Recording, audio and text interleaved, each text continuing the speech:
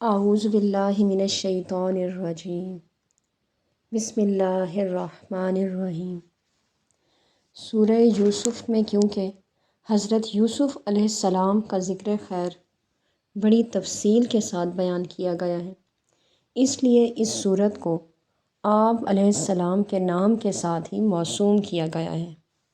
اور اس کی آیات کی تعداد 111 ہے، اور اس میں 1600 کلمے اور 7166 حروف ہیں اور 12 رکوع ہیں، اور صحیح قول کے مطابق تو یہ ساری سورت مکہ مکرمہ میں نازل ہوئی ہے، اور اس سورت میں اللہ تعالیٰ نے اپنے محبوب کریم صلی اللہ علیہ وآلہ وسلم کو یہ بتا کر تسلی دی کہ جس طرح برادران یوسف کے ناپاک منصوبے ناکام ہوئے اور ان سب کو ہی چاروں ناچار حضرت یوسف علیہ السلام کی عظمت کو تسلیم کرنا پڑا، اسی طرح ایک دن وہ بھی آنے والا ہے جب قریش آپ صلی اللہ علیہ وآلہ وسلم کے سامنے سر تسلیم خم کر دیں گے اور آپ کے دامن رحمت سے وابستہ ہونے میں ہی اپنی نجات یقین کریں گے۔ ویسے تو قرآن پاک میں سابقہ انبیاء کرام علیہم السلام کی پرنور اور درخشاں زندگیوں کے 20 قصے مذکور ہیں، جن کا ہر پہلو رشد و ہدایت کے انوار برسا رہا ہے،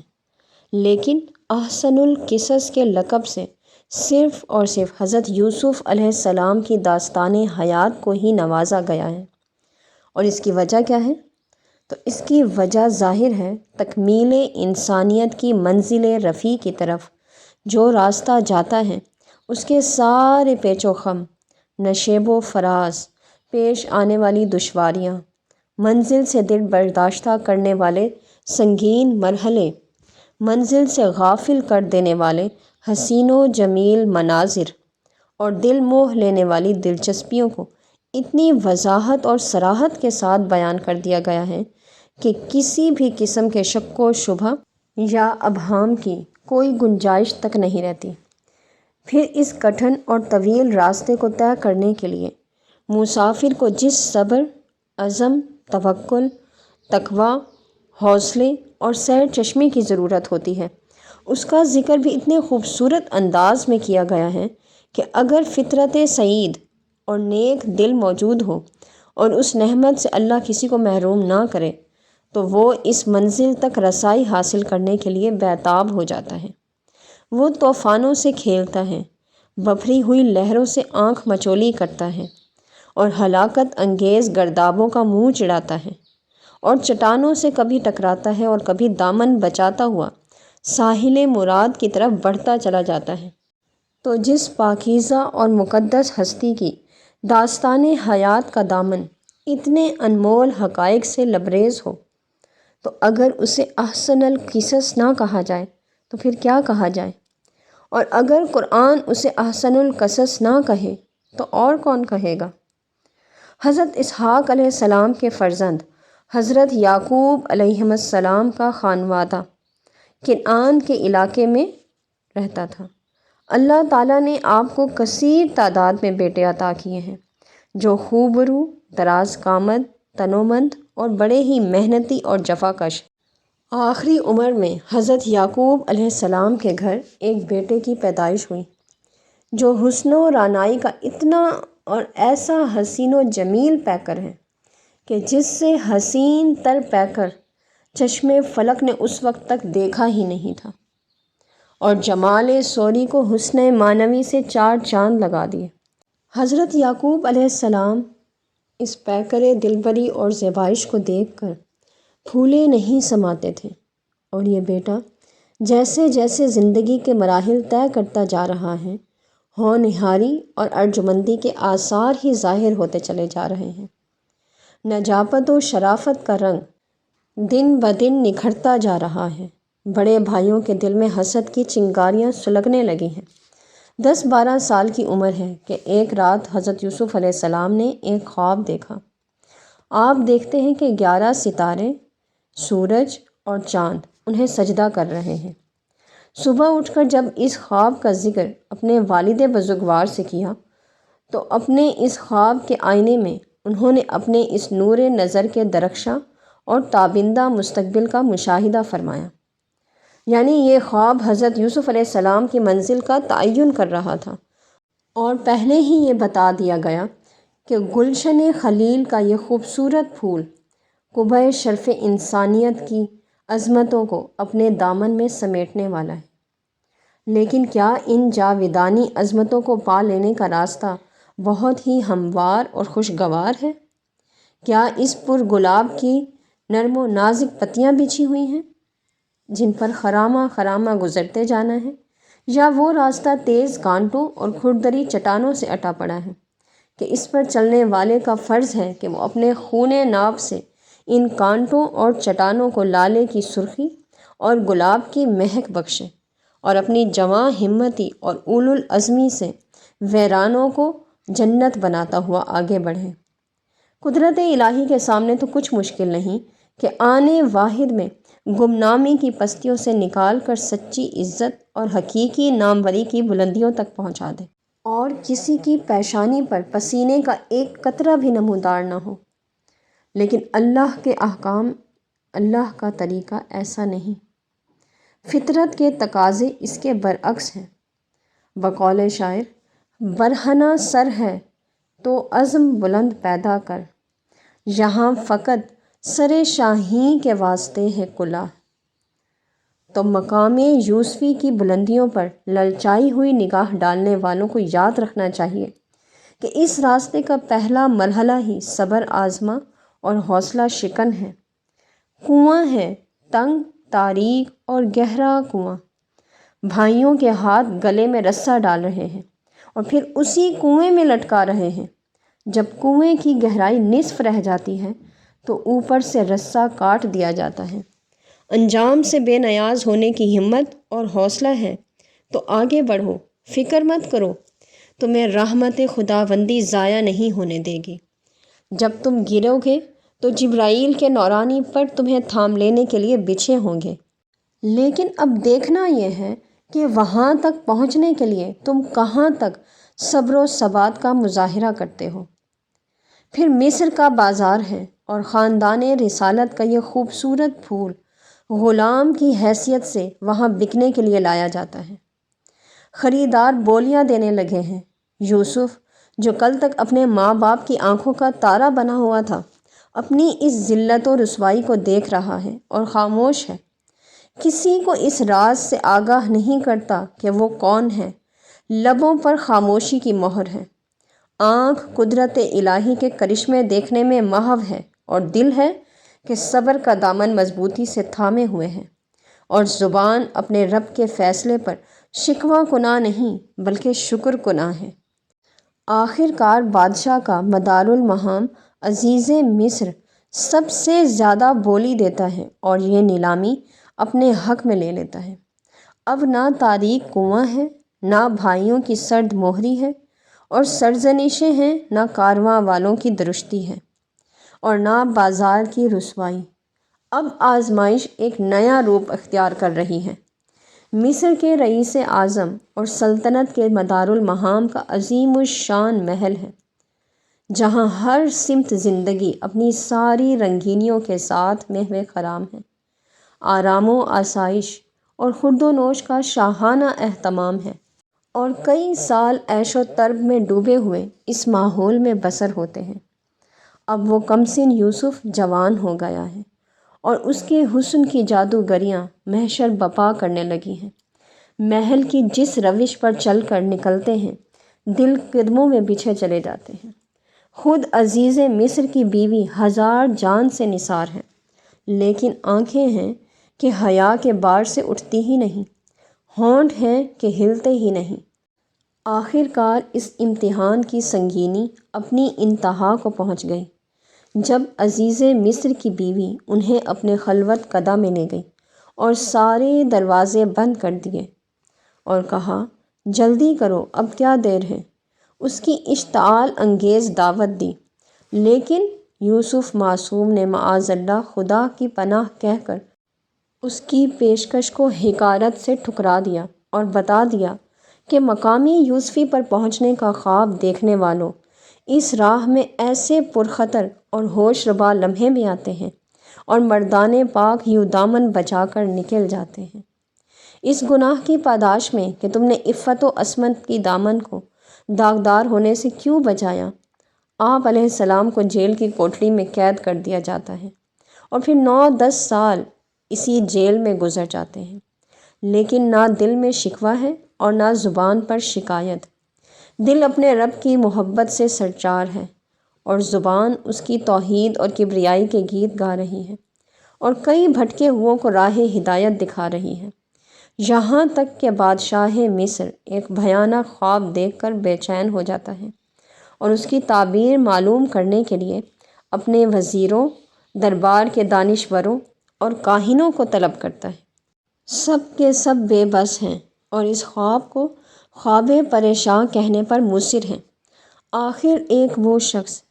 جس نے قید خانے میں حضرت یوسف علیہ السلام سے اپنے خواب کی تعبیر پوچھی تھی، اسے صحیح پایا، بادشاہ سے اجازت لے کر آپ کی خدمت میں حاضر ہوتا ہے اور بادشاہ کا خواب بیان کر کے تعبیر بتانے کی درخواست کرتا ہے۔ تو یہاں حضرت یوسف صدیق کی عالی ظرفی اور بلند حوصلگی کا ایک پہلو نمایاں ہوتا ہے کہ نہ تو آپ نے اس شخص کو وعدہ فراموشی کا طعنہ دیا، نہ تعبیر بتانے کے لیے اپنی رہائی کا مطالبہ کیا، بلکہ خواب کی تعبیر بھی بتا دی اور ان سنگین حالات سے عہدہ برآ ہونے کی تدابیر بھی بیان فرما دی۔ گویا کہ آپ نے ثابت کر دیا کہ آپ آفتاب ہیں اور آفتاب بن مانگے نور برساتا ہے اور ہر چشم بینا کو روشن کرتا ہے۔ بادشاہ جب آپ کی عظمت کا معترف ہو کر از خود آپ کو رہا کرنے کا حکم صادر کرتا ہے تو فقر غیور اس حکم کو ماننے سے انکار کر دیتا ہے کہ پہلے اس الزام کی تحقیق کی جائے جس کی وجہ سے مجھے اتنا عرصہ پابند سلاسل رکھا گیا، اس کے بعد تمہارے اس حکم کو ماننے یا رد کرنے پر غور ہوگا۔ تو اس بادشاہ نے زنان مصر سے تحقیق احوال کے لیے جب باز پرس کی تو نہ صرف زنان مصر نے ایک زبان ہو کر آپ کی پاکی دامن کی شہادت دی، بلکہ عزیز مصر کی بیگم نے تو جو بہتان تراشنے اور قید کرانے میں پیش تھی، برملا کہہ دیا، آج حق عیاں ہو گیا، قصوروار میں تھی اور میں اپنے جرم کا اعتراف کرتی ہوں۔ وہ معصوم ہے، اس کی چشم با حیا کی قسم، اس کا دامن عصمت ہر داغ سے پاک ہے۔ اور اس طرح وہ نبی جس نے اپنے رب کو راضی کرنے کے لیے مصر کے کوچہ و بازار میں اپنے آپ کو بدنام کرنے کا جرأت مندانہ اقدام کیا تھا، آج جب زندان مصر سے قدم باہر رکھتا ہے تو دوست اور دشمن اس کی سیرت کی پاکیزگی، اس کے اخلاق کی بلندی اور اس کے کردار کی پختگی کو دل و جان سے تسلیم کر رہے ہیں۔ اگرچہ آپ کی عظمت شان اس طرح بھی آشکار ہو رہی ہے، لیکن اس سے بھی کہیں زیادہ اگر آپ حضرت یوسف علیہ السلام کی جلالت مرتبت کا اندازہ لگانا چاہیں تو وہ جملہ ذرا غور سے سنیے جو اس وقت ان کے دل کی گہرائیوں سے نکل کر آہستہ آہستہ زبان پر آ رہا ہے۔ آپ کہہ رہے ہیں، مجھے اپنی پاک دامنی کا دعویٰ نہیں، نفس کا کام ہی برائی کا حکم دینا ہے، مگر جس پر میرا رب رحم فرمائے گا، بے شک میرا پروردگار غفور الرحیم ہے۔ سبحان اللہ، کیا شان ہے اس تواضع کی اور تمکنت اور وقار ہے اس انکسار میں۔ مورخین کے مطابق مصر پر اس وقت 15ویں خاندان کی حکومت تھی جو تاریخ میں چرواہے بادشاہوں کے نام سے مشہور ہے، اور حضرت یوسف علیہ السلام کے زمانے میں جو بادشاہ تھا اس کا نام اپوفس تھا، اور اسی کے عہد میں مصر اپنی تاریخ کے طویل اور بدترین قحط سے دوچار ہوا، اور بادشاہ نے ان بگڑے ہوئے حالات سے نبرد آزما ہونے کے لیے حضرت یوسف علیہ السلام کو مکمل اختیارات دے دیے، اور حضرت یوسف علیہ السلام نے بھی بغیر کسی تذبذب اور ہچکچاہٹ کے اس سنگین ذمہ داری کو قبول فرما لیا۔ جب قحط پڑا تو آپ نے اپنے غذائی ذخیروں کے منہ کھول دیے، صرف اہل مصر ہی آپ کے حسن تدبیر سے قحط کی ہلاکت انگیزیوں سے محفوظ نہیں رہے، بلکہ گرد و نواح کے ضرورت مند بھی جب حاضر ہوتے تو انہیں محروم واپس نہیں لوٹایا جاتا تھا۔ یہاں تک کہ آپ کے جود و سخا کا چرچا کنعان تک جا پہنچا اور فرزندان یعقوب علیہ السلام خوراک کی طلب کے لیے حاضر ہوئے۔ آپ نے انہیں پہچان لیا لیکن جتایا نہیں، ان کے اونٹوں کو بھی لاد دیا اور جو قیمت انہوں نے ادا کی وہ بھی چپکے سے ان کی خرجیوں میں رکھ دی، اور فرمائش کی کہ دوبارہ آئیں تو اپنے چھوٹے بھائی کو بھی لیتے آئیں۔ وہ دوبارہ آئے، پھر انہیں اپنی داد و وحش سے مالا مال کر دیا، لیکن راز سے پردہ نہ اٹھایا۔ تیسری مرتبہ جب آئے تو اب وہ گھڑی آ پہنچی تھی کہ آپ اپنا تعارف کرا دیں، اور جس انداز سے آپ نے اپنا تعارف کرایا وہ صرف آپ ہی کو زیبا دیتا ہے، اور یہی باتیں آپ کی شان یوسفی کو چار چاند لگانے کا باعث بنتی ہیں۔ فرمایا، کیا تمہیں یاد ہے جو سلوک تم نے یوسف اور اس کے بھائی کے ساتھ کیا؟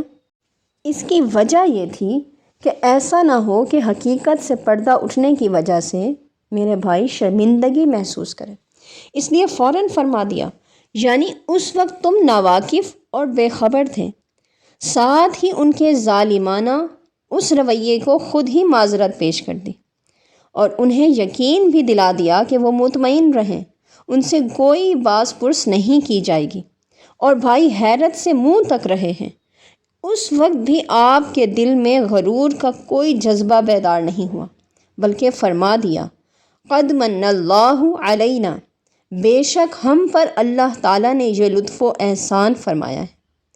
کہاں سے اٹھایا اور کہاں پہنچا دیا، لیکن پیغمبرانہ تقاضوں کو پورا کرتے ہوئے اس حقیقت کو بھی عیاں کر دیا کہ ایسے لطف و احسان سے بہرہ ہونے کا طریقہ کیا ہے۔ فرمایا، بے شک جو شخص تقوی اختیار کرتا ہے اور صبر کرتا ہے تو اللہ تعالیٰ ایسے نیکوکاروں کا اجر ضائع نہیں کرتا۔ کیا بات ہے کہ قدم قدم پر حقائق کے موتی لٹاتے ہوئے، معارف کے گلستان اگاتے ہوئے منزل مقصود کی طرف بڑھ رہے ہیں۔ یہ نہیں فرمایا کہ میں نے تقوی اور صبر اختیار کیا اس لیے ان احسانات کا مستحق قرار پایا، کیونکہ اس بات میں غرور اور عداوت کی آمیزش بھی ہو سکتی ہے۔ یہ غلط فہمی بھی پیدا ہو سکتی تھی کہ یہ صرف آپ کی ذات والا صفات کے ساتھ مخصوص ہے، بلکہ فرمایا، من یتقی ویصبر، جو بھی تقوی کا لباس پہن کر صبر کی قندیل روشن کر کے آگے بڑھے گا، رحمت خداوندی اس کی مخلصانہ جد و جہد پر اپنی قبولیت کے پھول نثار کرتی جائے گی۔ پھر ہجر و فراق کی طویل رات سحر آشنا ہو رہی ہے، اور وہ خوش نصیب دن طلوع ہو رہا ہے جب بچھڑے ہوئے والدین اپنے نور نظر سے ملنے کے لیے مصر پہنچ رہے ہیں، اور حضرت یوسف علیہ السلام ان کے استقبال کے لیے بڑی شان سے آگے بڑھتے ہیں، بڑی عزت اور تکریم سے ان کا استقبال کرتے ہیں، انہیں تخت پر بٹھاتے ہیں۔ اس وقت 11 بھائی اور والدین حضرت یوسف علیہ السلام کے سامنے سر بسجود ہو جاتے ہیں، اور حضرت کی زبان سے نکلتا ہے، اے میرے پدر مکرم، یہ ہے میرے خواب کی تعبیر جو میں نے بچپن میں دیکھا تھا، اور اس تعبیر کو بروئے کار لانے میں میرا کوئی کمال نہیں، محض میرے پروردگار کی بندہ نوازی ہے۔ اب یہاں پر ان مشکلات کا مختصر ذکر بھی کرنا ضروری ہے جن سے ہماری دلچسپی میں مزید اضافہ ہوگا۔ آخر میں اللہ تعالیٰ کی بارگاہ سمدیت میں دامن طلب پھیلا دیتے ہیں، اور وہ چیز مانگتے ہیں جس کے مانگنے کے بعد دل کی ساری حسرتیں، سارے ارمان پورے ہو جاتے ہیں۔ آپ کا عقاب ہمت جو اب تک بلندیوں کی طرف پر کشا رہا ہے، اپنی منزل تک پہنچ جاتا ہے۔ عرض کی، فاطر السماوات والارض انت ولیی فی الدنیا والآخرہ توفنی مسلما والحقنی بالصالحین۔ گویا کہ ایمان کو فروزاں کر کے اس دار فنا سے دار بقا کی طرف کوچ کرنا اور اللہ تعالیٰ کے نیک بندوں کی سنگت میں شامل ہو جانا، یہی منزل یوسفی ہے۔ اور جو خواب آپ نے بچپن میں دیکھا وہ سچا خواب تھا اور اسے ضرور پورا ہونا تھا، اس لیے وہ پورا ہو کر رہا۔ لیکن خواب دیکھنے والے کو تکمیل کی منزل تک پہنچنے کے لیے جن مرحلوں سے گزرنا پڑا، وہ آپ کی اقتدا کرنے والوں کی نگاہ سے اوجھل نہیں ہونے چاہیے۔ ہمت، صبر، توکل اور رحمت الہی کی دستگیری سے ہی انسان عرفہ و اعلیٰ منزل تک پہنچ سکتا ہے۔ آج ہم نے سورہ یوسف کا مختصر تعارف پیش کیا۔